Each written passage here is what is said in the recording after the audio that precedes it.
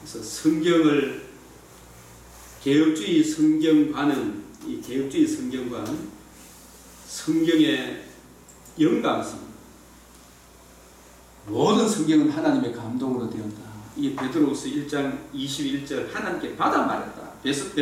디모데후서 3장 16절 17절 이런 구절들을 여러분 다 알죠. 그래서 영감, 하나님의 영감.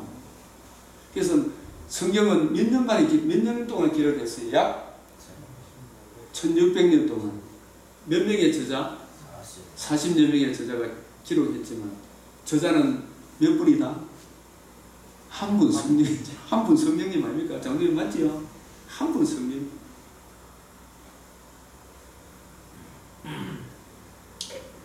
그래서 성경은 완전하고 무오하고 충족하다. 하나님의 뜻을 전하는 데 있어요. 제가 이 성경을 맥체인을 자꾸 보는 이유가 이게 다 일관성과 통일성이 있어요. 그래서 성령이 기록하셨기 때문에 딴소리는 아니에요. 일관성이 있어요. 일관성. 창세기하고 계시록하고 통해야 됩니다. 안 통해야 됩니다. 통해야 되겠지.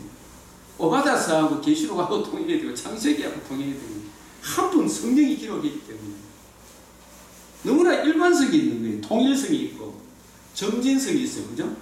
덤덤덤덤 밝혀주잖아요. 그리고 성경의 자정성이 뭐예요? 자정성. 하나님의 말씀됨을 이거 한번 물어봅시다. 교회가 성경을 인정했습니까? 성령님이 성경을 인정했습니까? 성령님이 불러 모은 겁니다. 이 66권은. 그래서 자정성이란 말은 성경이 하나님 말씀됨을 스스로 전제합니다. 그래서 우리가 성경은 하나님 말씀 아니다고 요즘 양이삼이라든지 이런 자유주의 신학자 목사들이 나와가지고 김진호 그런 사람 있잖아요. 손현보 목사님 토론한 사람. 이 사람 쭉 살펴보니까 예수님의 성육신을 안 믿어요. 그런 사람이 목사입니까? 그래서 그 사람이 성경은 하나님 말씀 아니다라고 저가 요즘 CBS가 다 그래. CBS가 네? 그런 자유주의자들이 다 장악을 하고 있으니까 참 듣고 있으면 속에 천불이 나요. 저가 하나님 말씀 아니다고 아무리 저가 병성에 나와서 입에서 물을 강같이 토해내도 하나님 말씀은 말씀이다. 맞아요? 안 맞아요? 이거 아무리 아니라. 그래서 사울이 예수가 하나님의 아들 아니라고 예수를 믿어 하나님의 자녀된 초대 교회를 핍박하려고 다메섹에 갔죠. 그래서 예수님이 나타나셔가지고 사울아 사울아 네가 어찌하여 나를 핍박하느냐. 그때 예수님이 가시채로 뒷발질하기가 니만 고생이다. 네가 아무리 교회를 핍박하고 예수가 그리스도가 아니라고 발버둥 치봤자 맨발로 가시밭길을 걷는 건 니만 고생이지. 예수 그리스도가 그의 몸된 교회가 손상을 입힙니까? 안 입힙니까? 안 입죠. 하나님은 하나님, 예수님은 예수님이다. 교회는 교회다. 네가 아무리 아니다. 발버둥 쳐봐라. 양이삼아 김진호야. 자유주의 문재인아. 공산주의자야. 하나님의 말씀은 말씀이다. 굳게 세워주는 거예요. 그래서 이 자정성이라고 제가 여신에서 전신학 박용규 참 이분이 진짜 개혁주의 제대로 된 신학자인데 그때 그분이 저한테 배운 게 얼마나 좋은 거예요. 하나님은 다른 피조물과의 창조주 하나님과의 가장 큰 차이점이 존재성이다. 존재성. 하나님은 그 존재함에 있어서 다른 존재의 도움을 필요치 않는 스스로 계신 자다. 존재성, 존재성. 하나님은 사람보다도 공의가 앞선다. 존재함에 있어서 다른 존재의 도움을 필요치 않는 그런 존재다. 네가 하나님 인정하든 안 하든 하나님 계시다. 네가 믿고 안 믿고 바르트는 네가 믿으면 하나님 도움이 된다 그러죠. 내가 믿고 안 믿고 따라서 그래서 옛날에 이거는 목사님도 그런 이야기 했지. 깍꿍 내가 믿으면 교회고 안 믿으면 교회예요. 발생론적 교회. 이상한 논리를 만들어내었습니다. 네가 믿든 안 믿든 하나님은 하나님, 말씀은 말씀이다. 하나님 말씀됨을 스스로 정한 교회가 가톨릭이 천주교는 교회가 말씀의 권위보다 높이 있어요. 교회가 결정했습니다. 교회가 결정한 것이에요. 자정성. 그 박효성 목사님 주석에 보니까 박효성 왜 도마 복음이 정경에 못 들어온지 압니까? 왜 외경이 못 들어온지 압니까? 서로 성경이 서로 통일성이 없어. 일관성이 없어. 말씀이 말씀대로 스스로 정근을 이게 서로 버그가 생기는 버그가. 아시겠어요? 버그가 생기기 때문에 그래서 내가 그때 박효선 주석 거리에 보면 그게 오랫동안 지금까지 기억이 나지. 버그가 있기 때문에 도마복음은 못 들어온다. 외경이 못 들어온다. 근데 66권은 3분 성령의 기록이기 때문에 모든 것이 일관성, 통일성, 스스로 말씀됨을 증거하잖아요. 하나님 말씀을 볼수록 말씀의 거리가 얼마나 큽니까? 그리고 네 번째는 보편성인데, 예수를 믿어 하나님의 자녀가 된 사람이라면, 여러분 서울대학교 나와야 이걸 성경을 더 잘 이해합니까? 성령을 받아야 이해를 합니다. 거듭나고 성령을 받아야. 말과 지혜의 아름다운 말로 안 한다 이 말은 똑똑하마, 철학자 같은 성경을 더 잘한다고 생각하는 이게 무식한 소리 아닙니까? 그래서 이정훈 교수나 이어령 교수나 백세 김영석 교수나 이런 사람들은 학자이기 때문에 성경을 더 많이 알고 있다고. 그 사람은 그런 거 인정하는 게 이거 성경은 용납을 안 합니다. 그 사람도 예수를 믿어 거듭나면 박사로 거듭납니까? 영적인 갓난아기로 거듭납니다. 네? 영적인 갓난아기로 거듭납니다. 그 사람도 여기 와서 성령의, 그래서 디모데 같은 네 연수함을 없이 여기지 마라. 목회자의 근위가 하나님의 말씀을 맡았고 성령께서 성경을 이해하고 깨닫기 때문에 교회에 박사가 오더라도 영적인 갓난아기다. 이정우이도 들어보니까 아주 갓난아기, 그냥 자기 철학으로 성경을 해석하려고 해요. 아주 그 마귀한테 쏟고 있는, 또 쏟고 있는 거예요. 예? 이정훈 교수 들어봤죠, 여러분? 이어령 교수도 얼마나 자기 딸 때문에 예수 믿어갖고는 안 돼요. 성령으로 진정 거듭나야 돼요. 김영석 교수도 얼마나 인본주의적인 이야기를 많이 할 수 있더라고요. 주님의 백성들, 누구에게나 주님의 백성들이 물과 성령으로 거듭난 겸손하면 누구나 이해되어지고 적용되어지는 성경의 보편성이다. 예? 누구에게나 적용되어지는 성경의 보편성. 그게 오네시모, 빌레몬, 바울, 세 사람이 신분이 다 다르고 배운 게 다 다르지만 이해되어지고 깨달아집니까? 안 깨달아집니까? 그런 차원에서 보편성이다. 이거 신학교 다 배웠어요? 안 배웠어요? 배웠다는 거예요. 그리고 성경 마지막으로 5번째예요.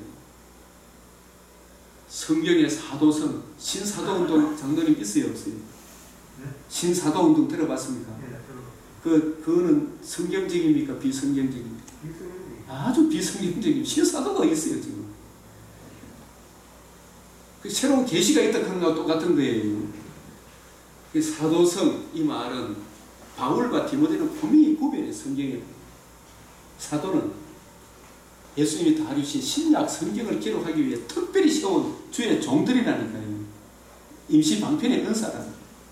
그래서 성경은 사도성, 종결성입니다. 그리고 성경은 더하거나 뺄 것이 없는 절대적인 기준으로서 뭐다? 정경이다. 정경성. 우리는 성서라 그럽니까? 성경이라 그럽니까? 그 차이가 아시죠? 그죠? 성서라 그런 거하고 성경이라 그런 차이 압니까? 이전에 신학교 교수님들이 저거 맞다 싶은 생각이 들더라고요. 성서는, 이슬람도 성서가 있어요? 없어요? 불교에도 성서가 있죠? 기독교에도 성서가 있는데 다 그들 중에 한 권의 경전이다 이렇게 생각하는 거예요. 그죠? 그런데 우리가 구원 얻는 유일한 길은 성경 말고 다른 경이 있습니까? 없습니까? 없다는 측면에서 성경입니다. 우리는 통합적인 아직도 성서라 써요. 감리교에 있는 성서라 쓰죠. 우리는 뭐라 쓴다? 캐논이라 써요. 캐논.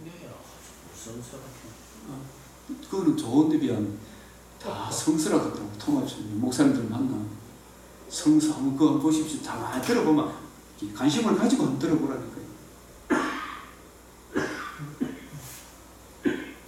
그래서 캐논이다 이 말은 절대적인 기준이 된다.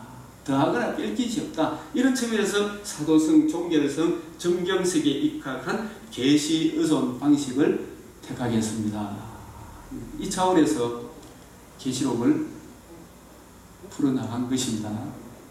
그래서 성경에 말씀하는 성경 본문에 대한 개혁주의적인 관점과 새 언약의 일꾼, 이 언약에 대한 이해, 그래서 성경을 보는 관점은 아까 우리가 쭉 읽어놨잖아요. 그죠? 이런 구절들, 성경의 영감성, 완전성, 무호성, 충족성, 성경의 일관성, 통일성, 점진성, 성경의 자정성, 성경의 보편성, 성경의 사도성, 정경성, 종결성, 이런 부분들.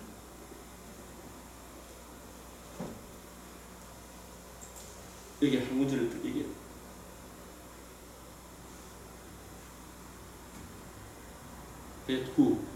베드로후서 3장 2절이 뭔지 아시죠? 사도들과 선지자들의 터, 사도들과 선지자들에게 명한 것, 이런 뜻입니다. 사도와 디모데, 디도의 차이점, 부활의 목격자들이고 예수 그리스도의 직접 가르침을 받은 그분들이 사도성을 지니 이 바울의 경우 정경성 이런 부분을 여기서 이렇게 설명을 해놨습니다. 구약 39권, 선지자의 신약 27권, 사도들의 이 확정된 정경은 우리에게 주어진 계시로 이 성경 외에 더하거나 뺄 수 없는 절대 근위로서 우리에게 주어진 최고의 선물로서 성경이다. 여기까지 좀 하겠는데 이게 고린도전 13장 8절에 12절이 있잖아요. 그죠? 이 부분도 이 시점에서 다시 한번 더 보십시다. 여러분 이걸 사람들이 많이 안 다루는데 저는 이게 리차드 게핀이라고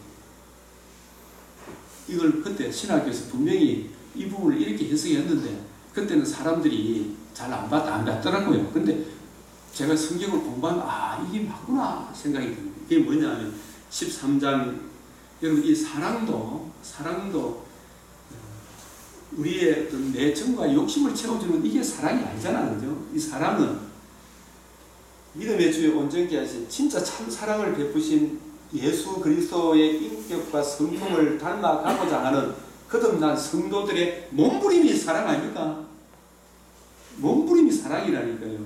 그 사랑의 제일 먼저 속성이 목적이 있잖아. 목적이, 사랑의 목적은 예수 그리스도와 그의 마음, 너희 안에 이 마음을 품으라고. 그리스도 예수의 마음은 자기를 비어 섬기는 죽음으로 대속 죽음으로 하나님의 의를 이루신 주님의 인격과 성품을 닮아가고자 하는 아직 옛사람의 본성을 가지고 있는 우리 성도들의 몸부림이 저는 사랑으로 보는 거예요. 예수님의 인격을 닮고자 하는 몸부림. 그래서 제일 먼저 나오는 게 뭐라고요? 사랑은 오래 참고 그냥 참는 겁니까? 주님의 인격, 주님의 사랑을 받았기 때문에 주님의 장성한 분량으로 자라가기 위해서는 내 마음에 드는 사람 안 드는 사람 참아야 됩니까? 안 참아야 됩니까? 이게 몸부림 아닙니까? 이게 이 싸움을 해야 됩니까? 안 싸워야 됩니까? 그냥 나오는 겁니까? 이게 몸부림이지. 몸부림. 참고 그리고 주님을 온유하며 시기하지 않으며 자랑하지 않으며 교만하지 않으며 무례히 행치 않아야지며 자기의 유익을 구하지 않아야며 내 본성은 늘 내 정과 욕심을 따라가잖아. 그죠? 이걸 주님의 사랑을 가슴에 품고 이걸 치고 복종시켜서 썩내지 아니하고 악한 것을 생각지 아니하고 불의를 기뻐하지 아니하며 진리와 함께 기뻐하고 이거 그냥 됩니까? 실험을 해야 됩니까? 안 해야 됩니까? 우리의 실험은 괜찮아요. 예? 에베소서 6장에서는 예? 혈과 육에 대한 실험을 해야 돼요. 전신갑질 전투지만 교회 전체가 전투를 벌여야 되지만 각자 실험해야 돼요. 안 해야 돼요. 이 실험이 사람 아닙니까? 한방 없는 목적이 없는 게 아니고 주 예수 그리스도의 인격과 성품을 닮고자 하는 거듭난 성도들의 몸부림 실험이 사랑이라 저는 그렇게 정의했다 이 말입니다.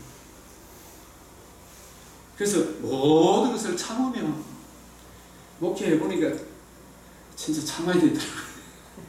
성질을 내고 끝나버려요. 그리고 모든 것을 믿으며 바라고 견디는 이게 실험 아닙니까? 우리의 실험은 혈과 육에 대한 것이 아니다. 하늘에 있는 악의 영들이 우리를 자꾸 성질 내게 하고 이간시키고 같이 분리시키고 저 인간이 뭐 이런 이야기 하더라고 하면서 이간을 시키잖아요. 그래서 그걸 바라고 믿고 참고 견뎌야 돼요. 이게 몸부림이 저는 사랑이다. 사랑은 사랑의 송가가 아니잖아, 그죠? 노래 한번 부르고 끝나는 게 아니잖아. 이 몸부림이라니까요. 씨름이라는 게 씨름. 제가 씨름 선수였는데 씨름을 하려면 얼마나 연습을 해야 되나. 그래서 사랑은 언제까지 떨어지지? 이 언제까지가 언제까지입니까? 주님 오시는 그날까지입니다. 주님 부르시는 그날까지. 근데 뭐도 패하고 방언도 지식도 이게 뭐냐? 여러분 이 부분을 가독이하고 지금하고 다릅니다. 이 예언, 방언, 지식은 성경이 정경으로 기록되기 전에 하나님께서 예수님이 다 해주신 복음을 하나님께서 특별히 성경이 없기 때문에 예언의 은사, 방언의 은사, 지식의 은사를 줘야 됩니까? 주셔서 예수 그리스도가 그의 복음을 증거하기 위해 임시 방편으로 주신 은사가 뭐라고요? 예언의 은사고 방언의 은사고 지식의 은사예요. 근데 지금 우리는 임시 방편으로 주는 예언, 방언, 지식보다 더 중요한 뭘 받았다? 예? 신약 성경 안 받았습니까? 예? 신약 성경을 여러분 예수를 구주려 여러분의 성령이 계시고 이 신약 성경 구약을 이해하고 깨닫기 위해 저도 요즘 마태복음, 누가복음, 다시 보면 구하라, 찾으라, 두드리라. 구하는 자에게 얻을 것이고 찾는 자가 찾을 것이고 두드리는 자에게 열린다. 구하는 자에게 뭘 주시지 않겠느냐? 성령을 주시지 않겠느냐? 성령을 왜 줘요? 뭘 구하고 찾고 두드리기 때문에 이 진리의 말씀이 뭘 의미하는지 한자 한자가 뭘 의미하는지를 이해하고 깨닫기 위해 성령을 구하면 그 성령이 오셔서 한 구절 한 구절을 담긴 그 진리의 말씀을 이해하고 깨닫도록 하지 않겠느냐? 네? 그런 의미라니까요. 이 성경 구절이 보인다니까요. 제가 그게 보이기 때문에 저는 맥주를 기록해서 적어 보내는 이게 저희들은 참 즐거운 시간. 구하고 찾고 두드리고. 그래서 우리가 부분적으로 아나, 부분적으로 예언하나 이게 아직까지 바울이 삼층전에서 계시를 받았지만은 정경으로 완성이 되었습니까? 안 되었습니까? 이 시대에는 김 목사님 안 됐죠, 그죠? 그러나 바울도 온전한 것이 올 걸 보는 거예요. 온전한 것이 올 때에는 이게 신약이 정경으로 자리 잡을 때에는 이런 의미라니까요. 부분적으로 하던 거지. 그 저기 우리가 송신에 다닐 때 예언 지식 이게 임시 방편의 은사라고 배웠어요. 그거 교수들 수업 시간에 저는 기억이 나요. 온전한 것이 올 때에는 신약 성경이 정경으로 자리를 잡을 때에는 부분적으로 성경 없이 내가 예언의 은사를 받았다, 방언의 은사를 받았다, 지식의 은사를 받았다. 그래서 이걸 막 방언도 예언도 지식도 그 내용은 뭐여야 한다? 구약 성경 예수님이 엠마오로 가는 두 제자에게 풀어주었던 것과 똑같은 반드시 되리라 말한 이것 하나님 나라 예수 그리스도의 구속 성취와 구속 적용으로 이루어진 하나님 나라를 전해줘야 될 거 아닙니까? 그래서 데살로니가 전서에 보면은 예언을 멸시치 말고 이 데살로니가 때도 아직 신약이 정경으로 자리를 안 잡았기 때문에 이 은사를 받은 사람이 앞에서 예수님이 주신 구속 성취를 중심으로 구약을 풀어줄 때 그걸 멸시하지 말고 예? 성령을 소멸하지 말고 성령께서 구약을 풀어주는데 이건 아니다 그러면서 물 갖다 붓지 말고 범사에 헤아려 좋은 것은 취하고 악은 모양으로 버리라. 이게 지금도 유효하지만 그때도 신약 성경이었기 때문에 그걸 잘 들어보고 이것이 그런가 하여 집에 가서 성경을 잘 살펴서 야 성경이 이런 의미였구나. 그런 차원에서 예언의 은사는 예언이 우리가 흔히 이야기하는 장래 이야기하는 예언기도 이런 게 아니다 이 말입니다. 예? 성경을 가지고 뜻을 풀어주는 걸 말이에요. 뭐 중심으로? 엠마오로 가는 두 제자에게 예수님이 반드시 되리라 말한 이것 구속 성취를 가지고 구약을 풀어주는 그 중심. 부분적으로 알고 부분적으로 예언하나 온전한 것이 올 때는 예언, 방언, 지식의 은사가 임시 방편을 하는 그 은사가 배하여진다. 내가 어렸을 때는 어린아이 같고 깨닫는 것이 어린아이 같다가, 그래서 삼천천이 갔다 오고 난 뒤에 어린아이 같다가 장성한 사람이 되어서는 저는 아마 이 참성천 이후에 라고 생각합니다. 어린아이의 일을 버렸노라. 성경이 이런 것이었구나. 그래서 로마서, 갈라디아서, 에베소서 이런 거 보면 바울이 엄청난 걸 깨달았다는 생각이 안 듭니까? 예? 그래서 우리가 지금은 거울로 보는 같이 희미한, 지금 거울은 막 깨끗하게 보이지만 그때는 동으로 해가 희미하게 보였죠. 이게 뭐냐 하면은 아직까지 정경이, 신약이 정경으로 안 썼기 때문에 희미하게 볼 수밖에 없어요. 예수님께서 마가복음 8장에 보면은 소경을 눈 고쳐주는 거 있죠. 눈 뜨게 하는 거. 그래가지고 처음에는 침을 뱉다가 이래 하는데 뭐가 보이나? 그게 뭐라 그랬습니까? 처음에 나무 토막 같은 게 보이면 다시 안수하니까 어떻게 뜬다? 이제 확실히 보입니다. 그랬잖아, 그죠? 우리도 이 성경을 자꾸 구속사 관점에서, 세원자계 관점에서, 개혁주의 관점에서 자꾸 봐나가면 성경이 아침 해가 뜨던 같이 점점 밝아진다 이 말입니다. 점점 밝아진다. 우리가 지금은 그걸로 보는 거예요. 그때는, 이 그때가 신약 성경이 정경으로 완성되는 그때는, 여러분 이 부분도 있잖아요. 얼굴과 얼굴을 대하여 볼 것이요 했을 때 이 얼굴이 우리가 자꾸 문자로 자꾸 보니까 그냥 얼굴과 얼굴, 그때는 이 재림의 때 그때를 우리가 말하는 거 그때도 물론 맞아요. 그때도 맞지만 그러나 지금 여기서 있잖아요. 이게 지금 여기서 우리의 문제지 그때를 이야기하는 게 아니다 이 말이에요. 이 그때는 신약 성경이 정경으로 완성이 되면 계시록을 가지고 창세기를 보면 더 잘 보인다. 유다서를 보면, 베드로 전후서를 보면 마태복음도 더 잘 이해되어지고, 마태복음을 가지고 또 계시록도 보고 이렇게 해서 종합적으로 이해해서 구약을 보기 시작하면 이 얼굴이 누구를 이야기한다고요? 성경 예수 그리스도의 얼굴. 여러분 이게 왜 그러냐면, 얼굴을 제가 왜 예수님으로 보느냐 하면 사도행전 4장 6절에 보면 형제들아 내가 너희를 위하여 이 일에 대하여 나와 아볼로를 통해서 본을 삼았느니, 고린도 후서입니다.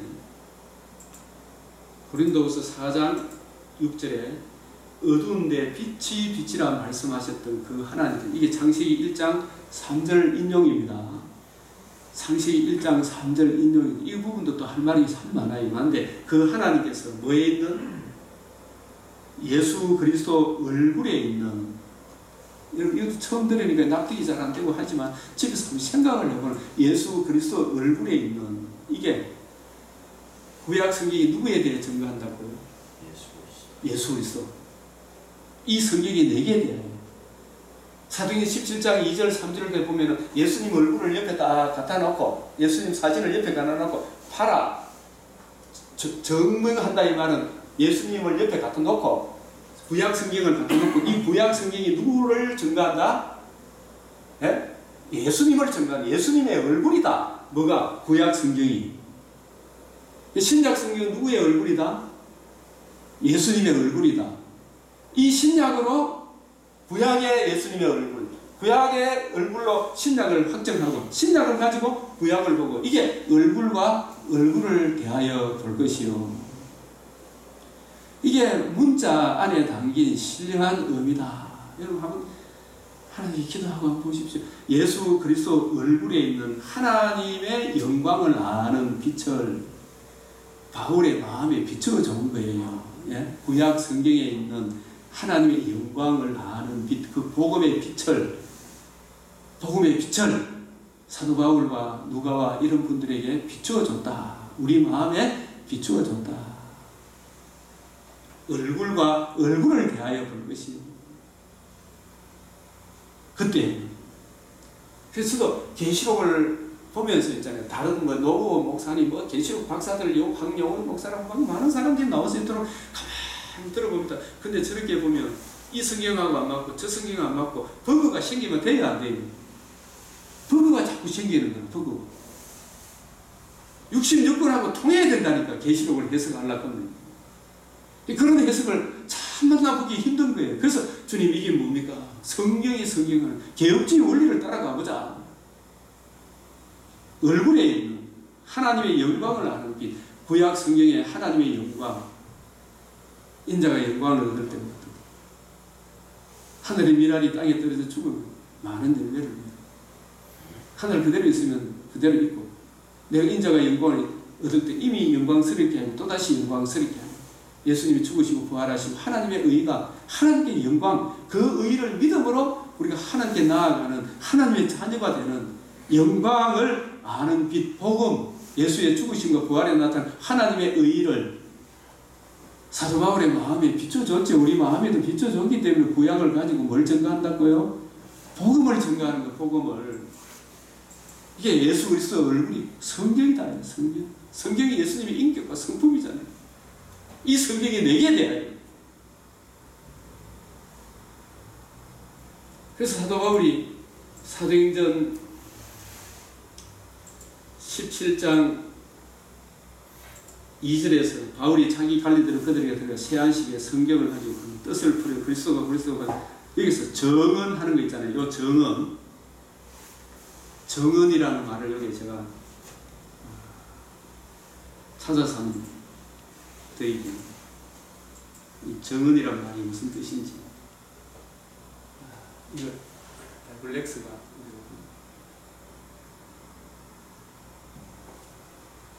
바이블렉스에 들어가서 이렇게 보면요, 이 정언이라는 말이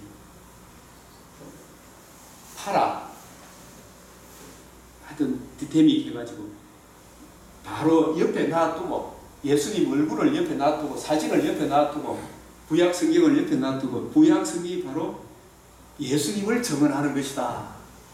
그런 의미라니까 이 정언이라는 말이. 예수님의 무엇을? 하나님의 영광을 아는 것, 복음을 증거하는 것이다.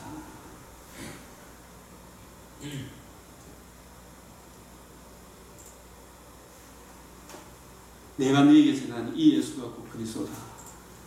그래서 고린도전서 여러분이 이 13장을 깊이 생각을 안 해본 사람은 저 사람 이상하다 하지 말고,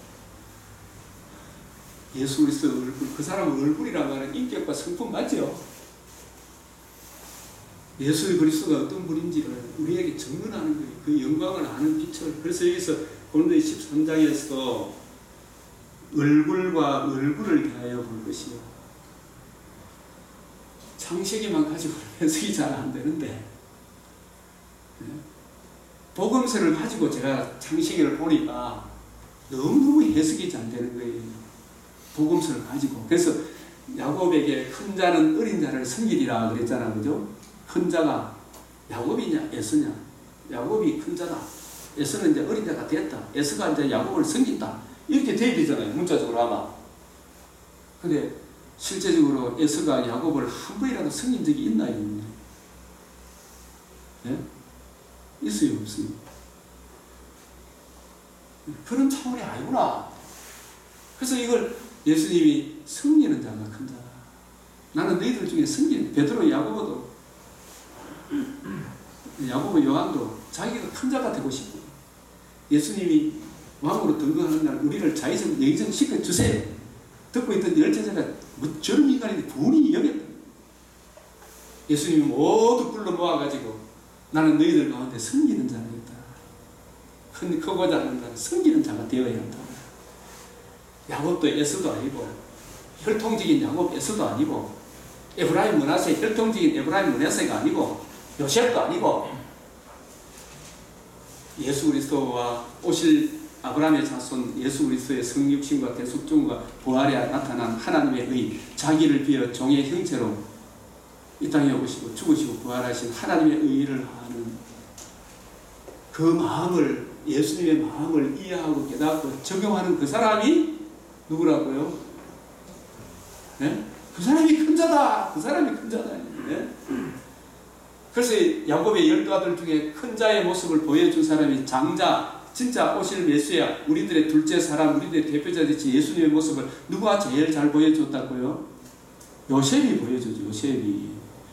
요셉도 처음에는 그걸 큰 자를 육적으로 해석해가지고 내가 이제 형님들이 올랐습니다. 그 듣던 형님들 기분 나쁘고 팔아 죽이려고 하다가 팔 아프잖아요. 그게 전부 다 육적으로 생각해요. 그게 아니고 오실 메시아 아브라함의 자손으로 오실 예수 그리스도 우리 주 예수 그리스도의 마음을 이해하고 깨닫고 적용하는 그 사람이 진짜 큰 자고 그런 사람이 진짜 왕도로 타는 사람이구나.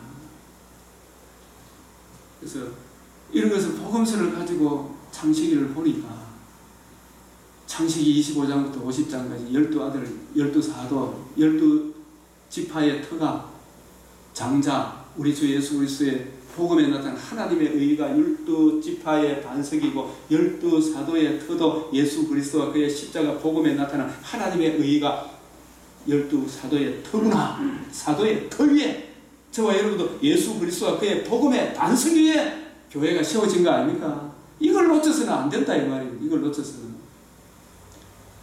그래서 얼굴과 얼굴을 대하여 볼 것이 이렇게 보니까 창세기하고 마태복음하고 너무 잘 통하네. 계시록하고도 너무 잘 통하네.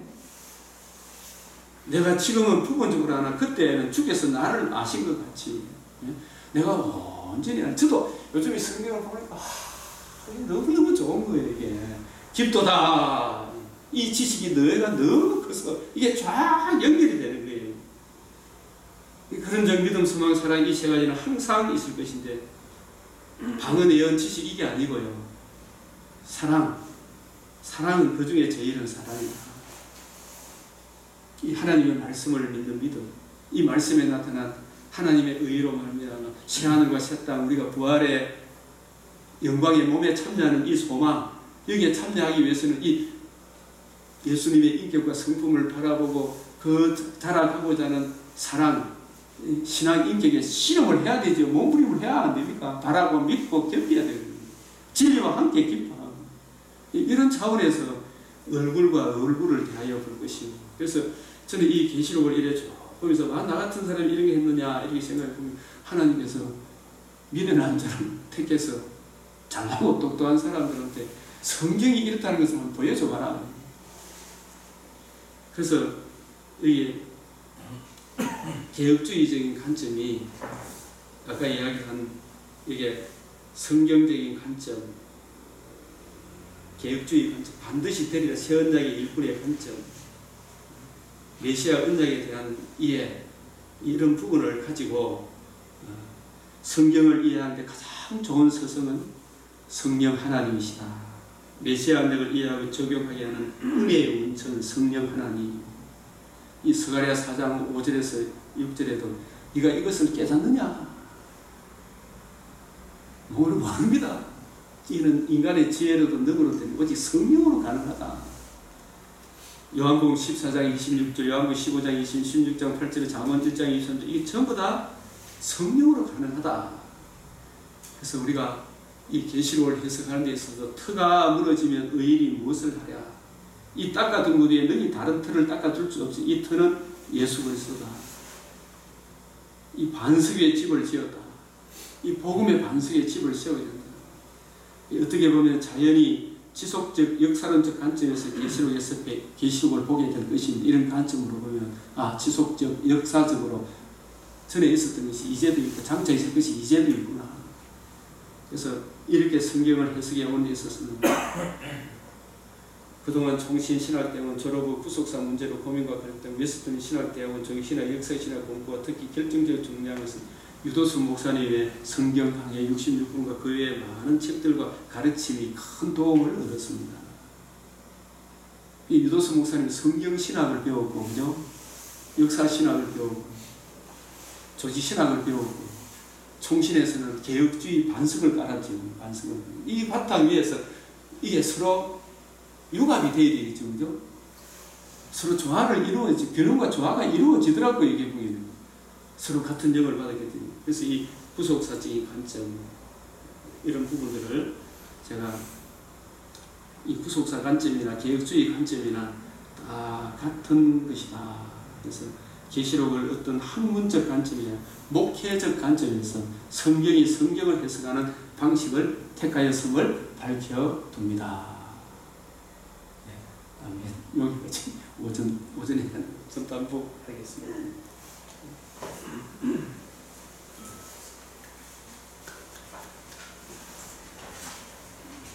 어때요, 논문이? 기대가 너무 빨리 뽑아주셔. 네? 뽑아주셔. 제가 이게 원본을 드릴게요. 이 파워포인트가 이거 뭐라 그러나, 이거? 한글 이거 자체를. 파일을. 파일로 보내주시면. 파일을. 여기서 이제 파일로 보내주시면.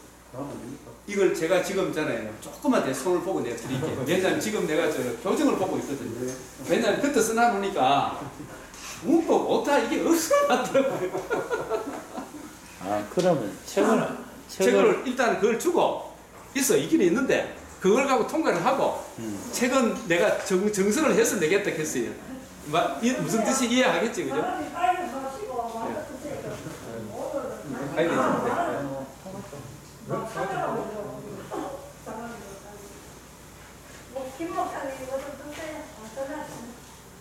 이래 무슨 통일도 그냥 제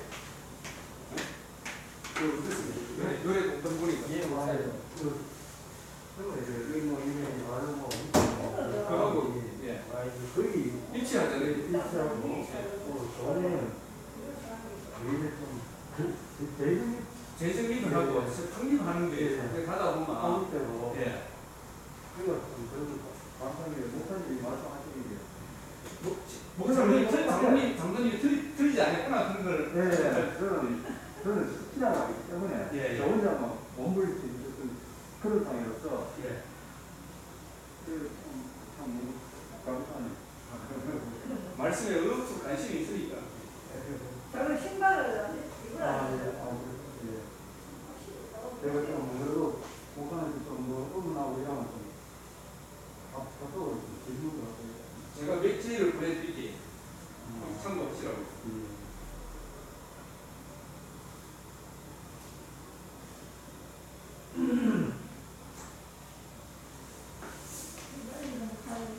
아이고, 방학이라 가지고. 가방 알고 이제 영국 가방 있습니다. 영국 방학이세요? 네. 아, 왜요? 요거 꺼야 되는데. 아, 그래요? 우리 김용은 하는 거예요. 안 장기가 누가 주는데. 나도 꺼도 괜찮아. 저기 고패 모셔가지고 본인이. 하면 되니까. 그래서는 네, 2월 28일에 나도 뿌리. 출근 안 해요. 수고하잖아. 저거 한글을 한꺼번에 키우는 거 이렇게 하세요. 이렇게 거. 컴퓨터하고 마우스가 오늘을 있어요. 키워. 마우스 있어요. 맛있어요. 그걸로 저를 뿌리. 뭐딱 30년 하신거라? 38년? 예, 이만하잖아. 확실히 사진 것도 있어요. 맞다, 83년. 휴지 같은데. 명태 했어요. 명태? 네. 아이, 끝까지 버티셔야 되겠다. 아이고, 하나님께서 그만 하나 끼가지고.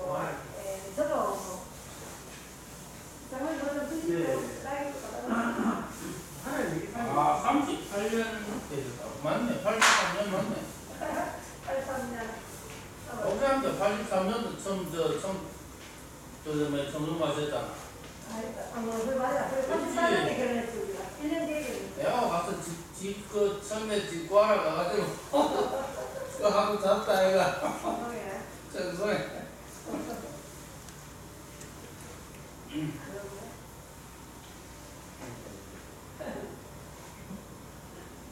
아목사님도 많이 먹고 싶어.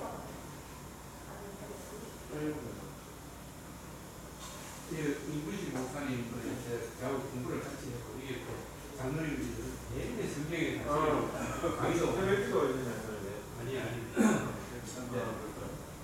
지난주 처음 오셨어요. 저는 말고. 저 저는 소편대할 때야.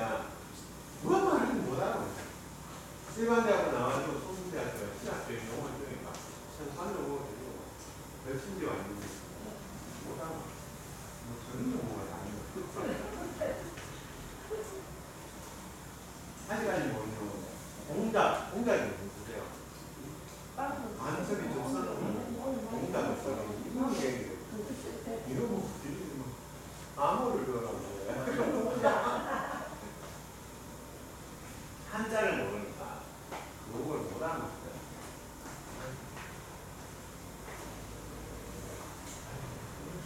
맛있는 걸 이용을 됐다. 오늘은 기획장을 바나나하고 딸기를 들어. 몇 시에 가요? 탑불에 넣어놨어요. 카풀에 올라가면서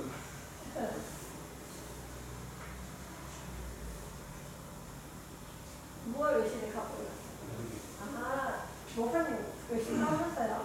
아, 성경 나오고. 예, 또 열심히. 이건 성경 주의 과정이라는 거. 아, 이거는 우리 그때 뭐지? 저희 신학이 아, 그래서 만나셨구나. 아, 그게 어떻게 있어요? 문목장이라고 오늘 휴가 나는 날에 교회 방과후 교육 교회에서 그걸 그것을 신청해서 심사하는 날이라는 그거 가서 하시는 거. 심사하는 날을 오늘 먹을 수 있겠어. 덕분에 얼마나 하셨어요?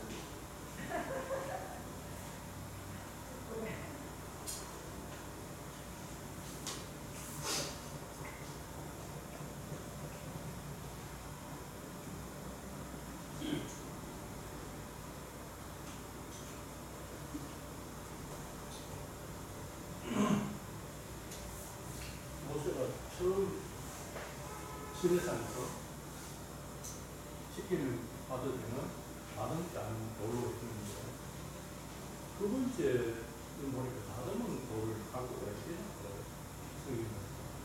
그래서 그건 좀 아직 좀 이해가 안 돼요.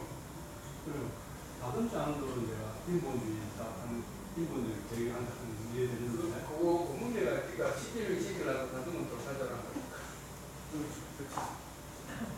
그렇게 처음에는 다듬지 않은 그거는 돌을 이제 오늘 이 시장 지갑을 쌀 때고 다듬은 돌을 가져올 때는 시장에서 깨진 돌판 대신 돌판을 가져오라 때는 전과 동일하게 해가지고 만들어 가지고 올라오라고 하나님 말씀하셨고 하시고 된 얘기는 나중에 솔로몬 성전 지을 때 다듬어가지고 아니 그래서 설문의 이야기할 때 식재료 가져올 때 다듬은 돌을 가지고 처음에 갖고 올 때는 하나님께는 다듬지 않은 돌을 이렇게 하셨고 재단을 만들어요. 두 번째 이제 가실 때는 이제 그 두 번째 처음 돌은 하나님이 직접 주신 거고